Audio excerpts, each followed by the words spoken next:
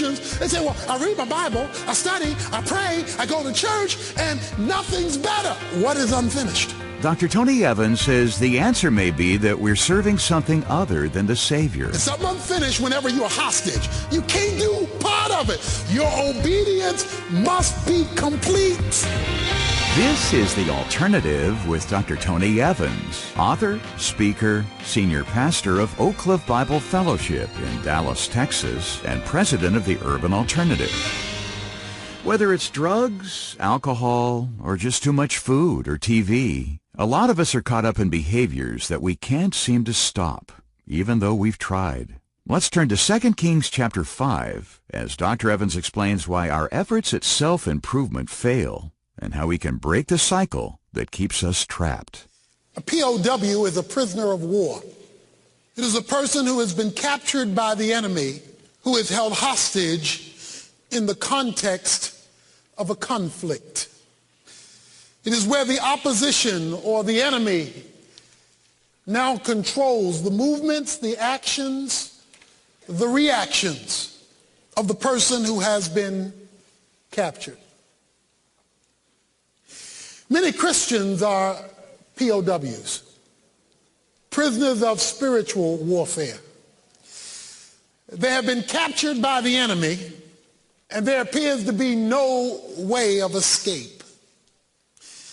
They feel trapped by situations and circumstances that the world calls addictions. I want to talk about reversing the addiction curse. Paul says in 2 Corinthians chapter 10, verse 3, for though we walk in the flesh, we do not war according to the flesh. For the weapons of our warfare are not of the flesh, but divinely powerful for the destruction of fortresses. What then is a fortress? An addiction, or to use the spiritual terminology, a stronghold. It is a negative pattern of thought which has been burned into our minds, creating as a mindset a situation as unchangeable, even though it is against the will of God.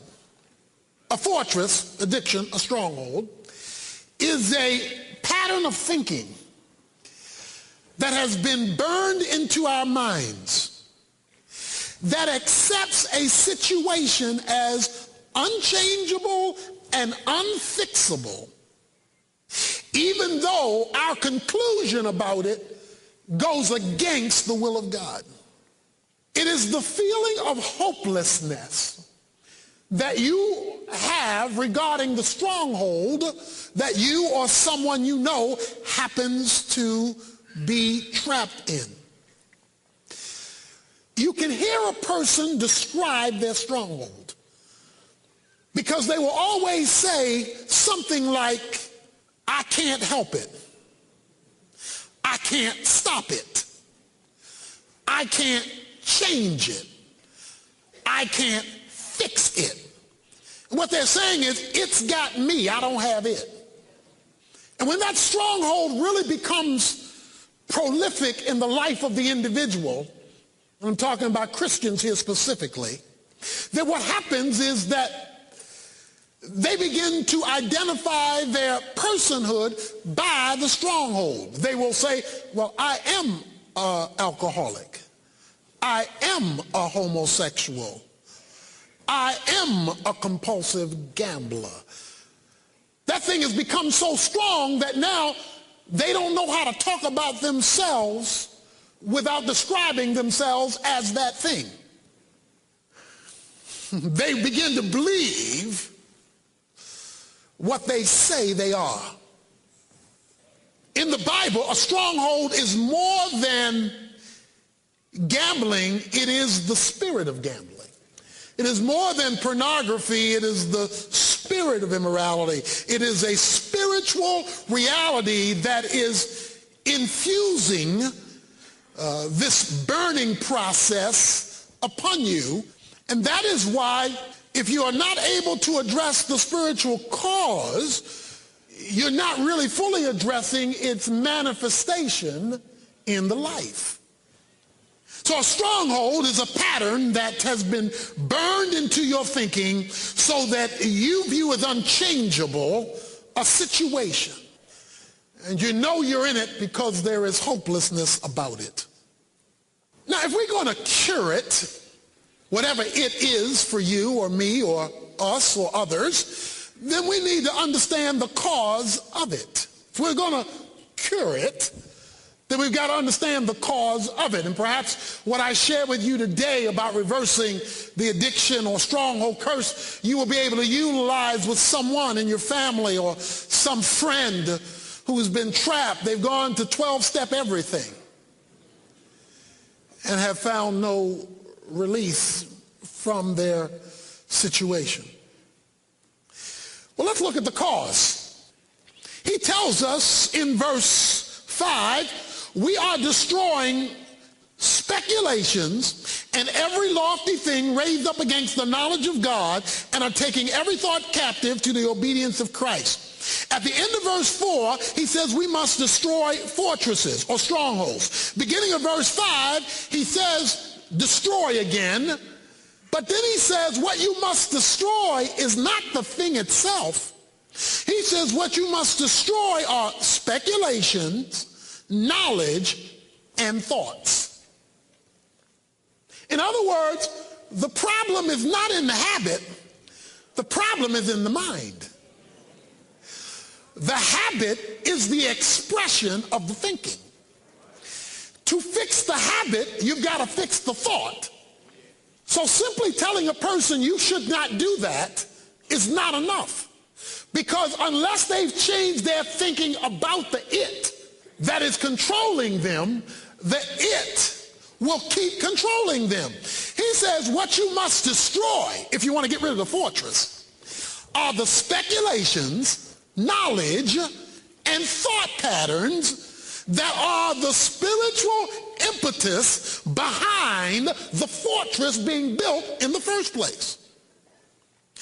And all of those things, speculation, knowledge, and thought, arrive in the mind or the thinking. How does it get there? He tells you here in a very picturesque word that can change our lives. He says in verse 5, we are destroying speculations and every lofty thing. There it is. The cause of fortresses or strongholds is a lofty thing. Now the question is, what is a lofty thing? Well, let me give you a synonym for the word lofty thing. A synonym for the biblical word lofty thing is the word partition. Partition. A lofty thing was a partition that had been lifted up. He says, if you're going to overcome the fortress, stronghold, or to use the popular word addiction, you must get rid of the partition. When a person is controlled by an addiction, stronghold, or fortress, it is because a partition has been raised up in their thinking. But when the partition is dismantled, the fortress loses its authority. So rather than getting rid of the habit, we got to get rid of the partition. It wants to block out the free flow of spiritual truth crossing over into the thinking of the person in the fortress. So that's why there is no victory to be had. So now that we know the cause, what's the cure for this curse of addiction strongholds? What begins to change it? Please notice at the end of verse 4 he says, well, let me read verse 4 again. For the weapons of our warfare, the tools we use, are not of the flesh, that is humanly oriented or conceived, but divinely, God, powerful for the destruction of fortresses. So the first thing we want you to know is fortresses must be destroyed, not remodeled. They must be dismantled. In other words, the partition in the room must be removed. You can't, don't see, because if you keep the partition in the room, you're going to be tempted to use it. You're going to be tempted to pull that thing out again. He says, no, the partition must be destroyed. And in the process of destroying the partition, we must destroy, verse 5, speculations, every lofty thing raised up against the knowledge of Christ. And we are taking every thought captive, thinking, mind, captive to the obedience to Christ. Now, let me tell you a secret. If you're told you have skin cancer, skin lotion is not your solution. Now, it may seem like a solution because it got skin on it. But skin lotion is not your solution to skin cancer because it doesn't have the potency to address the problem. If you have a brain tumor, taking 2 aspirin and lying down, that's not your solution because it does not have the power to address the problem. It's obvious whatever solution you've been trying is not the solution because it hasn't solved anything. So maybe the problem is a partition. Now let me tell you how the devil has to work this. This will help us to understand why there's got to be the destroying of fortresses. The devil has a kingdom. It's called the kingdom of darkness because that is the only place where he can function. In other words, he cannot function in this kingdom called light. He cannot because that is foreign to his nature. So for him to control you and to control me, guess what he's got to do? He's got to drag us to his kingdom. See, he can't come over on this side and make it work. So he's got to get us on his side. And how does he do that? Well, the Bible says he's a liar and the father of lies. He's got to instill a non-truth within you, but make you think it's the truth. So he functions, the Bible says, as an angel of light. But he functions as an angel of light, making him look like the real thing, only to get you to operate in the realm of darkness.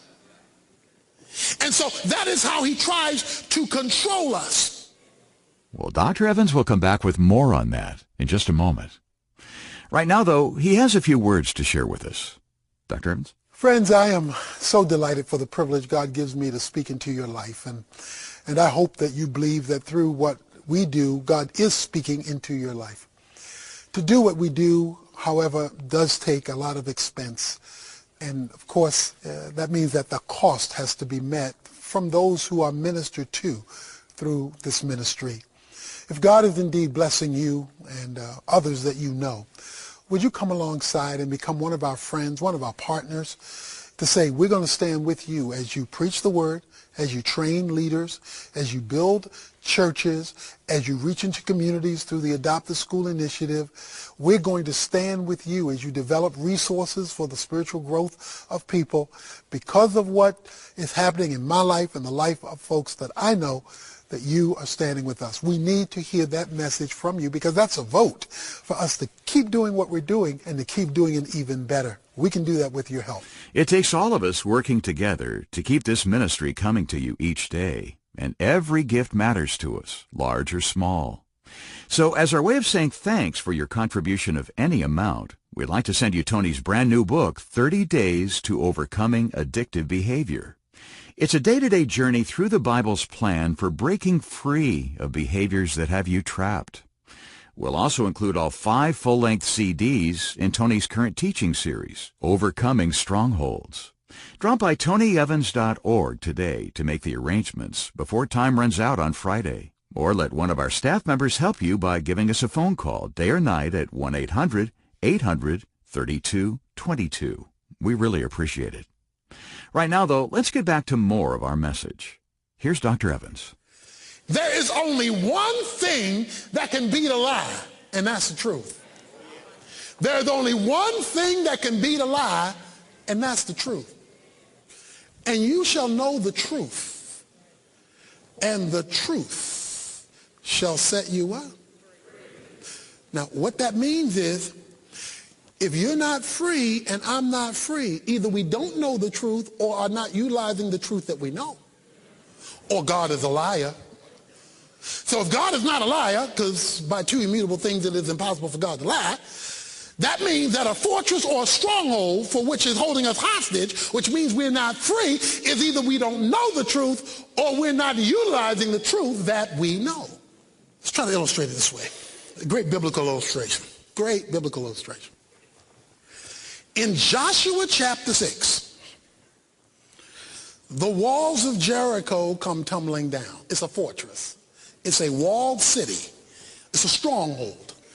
It is a stronghold that Israel is too weak to capture. The question is, how do we take down this stronghold, this fortress called Jericho? God comes up with an incredible idea that sounds, on the face of it, dumb. He tells them, here's what I want you to do. I want you to walk around the city once a day for 6 days. Then I want you on the seventh day to walk around it 7 times, the number of completion. Put the Ark of the Covenant out front, put the priest out front, and that's all I want you to do.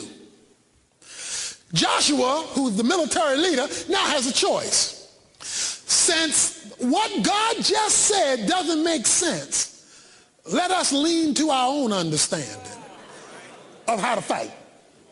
Because what God just said is crazy. Nobody fights by walking around a wall exposed to the enemy like that. They all know we're here. There's no surprise tag. Nobody fights like that. So since God obviously doesn't know what he's doing, let's lean to our own understanding. Or, as Joshua said, God is God. It doesn't make sense, but let's do it God's way and let's see what happens. Verse 6. And we are ready to punish all disobedience when your obedience is complete. See, the reason why the fortresses still stand is because we're doing some of what God said. The destruction does not occur. The victory is not achieved until the obedience has been completed. When they walked around once on the first day, ain't nothing happened to those walls. When they walked around on the second day, third day, fourth day, fifth day, sixth day, walls still standing. They still look like fools. They walk around once on the seventh day, twice on the seventh day, 3 times on the seventh day, 4 times on the seventh day, 5 times on the seventh, 6 times on the seventh day. Nothing's happening because they weren't finished. When they walked around the 7th time, and when the people began to shout and praise, cracks were walking all through the walls and the bricks began to shake, and all of a sudden the fortress that had been there for years, that was strong and vibrant and looked like it was never going to change, came crumbling down because God's Spirit intervened when obedience was finished. Your obedience must be complete. You can't do a part of it. Part of the problem for most Christians, they say, well, I read my Bible, I study, I pray, I go to church, and nothing's better. What is unfinished? There's something unfinished. There's something unfinished whenever you're a hostage. Your obedience must be complete. Whenever there's somebody on drugs that I know and I can get them there, I send them up to a group in New Jersey. This is the most unique place. You come in with your drug problem, and they start off just the opposite. You are not a drug addict. If they're a Christian, you are not a drug addict. You are a blood-bought child of the living God who already has been given victory over drugs. That's who you are. Now, you know what they have to do now? Every time they run into somebody that day who's in this drug rehabilitation program, that's how they have to identify themselves. Not as a drug addict, but as a blood-bought child of God who already has victory over drugs. All of a sudden, after a week or two, they begin to believe that. You know why? Because they have thought it. The Bible calls it meditation. They have a 75% success rate for drug addicts within 6 months of the time that they come there, no matter how long they've been on drugs, and all they use is the Bible. That's all they use. Because they understand that the action is not the problem, it's the mind that's the problem. The action is simply the expression of the problem. But we don't do that. We don't meditate that way. We don't rehearse what God says. And we wonder why nothing's changing. Because there's no power in human thought when it comes to a stronghold, because a stronghold is spiritually based. Dr. Evans will come back in a moment with a final illustration to wrap up our message, so be sure to stay with us. First, though, a quick reminder about that special offer I mentioned earlier. If you can help us keep Tony's teaching on this station by making a donation of any amount, large or small, we'll say thanks by sending you all 5 CDs in our current series, Overcoming Strongholds, along with the companion book, 30 Days to Overcoming Addictive Behavior. As I mentioned, this offer ends Friday, so don't put it off. Drop by our website, tonyevans.org, where you can get all the details and make the arrangements. Or give us a phone call at 1-800-800-3222. Staff members are standing by 24/7 to help you with resource requests. Again, that's 1-800-800-3222. Sometimes your problems at work or at home don't really have anything to do with what's going on at work or at home. Dr. Evans says they may be caused by what's going on in the spiritual realm. Tomorrow, he'll explain how to know if that's true and what to do about it. Right now, though, he's back with a final story that illustrates how our connection with Christ is the key to finding freedom. I was trapped in an elevator. That's an uncomfortable feeling in a high-rise when you're trapped in an elevator. Because you're talking about a stronghold, a small space stronghold, okay? The immediate reaction when this thing stopped between 2 floors, this is a number of years ago, but when it stopped between 2 floors was panic. Because we were trapped, stuck, couldn't get out. We were panicking. There were a couple reactions. Some people were crying, help, help, help, help. Nobody hearing nothing. Nobody hearing a thing. Now, were they sincerely crying out? Yes. Were they begging for help? Yes. Other folk were banging on the door. Bang, bang, bang, bang, bang, bang, bang. Ain't nobody hearing that. But desperate people are going to do desperate things. And they were crying out. There was one calm man on the elevator. Okay? I simply walked to the other side, pulled out a latch, picked up the telephone, waited. A voice said, is there a problem? I said, we're trapped on the elevator between this floor and this floor. Can we get some help? We'll be right there. See, everybody forgot about the phone. Everybody forgot about the phone. And we were so into being trapped that we forgot there's a phone linked to the fire station or the security department, and merely by picking up the phone, we were released from our hostage. All the human effort we put forth, bam, bam, bam, bam, bam, wouldn't work. The screaming, wouldn't work. But picking up the phone. You know why picking up the phone worked? Because there was a connection. See, it was linked to somebody who could come to the rescue. When you remove the partition and allow the knowledge of God to flow, there's a connection. And God will say, oh, you want my help, do you? And you know the beauty of it? Once you get him on the line, you don't have to bang no more.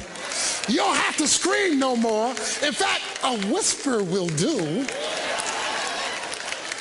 because you've connected with the power that has the resource to deliver you from your trap situation. The Alternative with Dr. Tony Evans is brought to you by the Urban Alternative and is made possible by the generous contributions of listeners like you.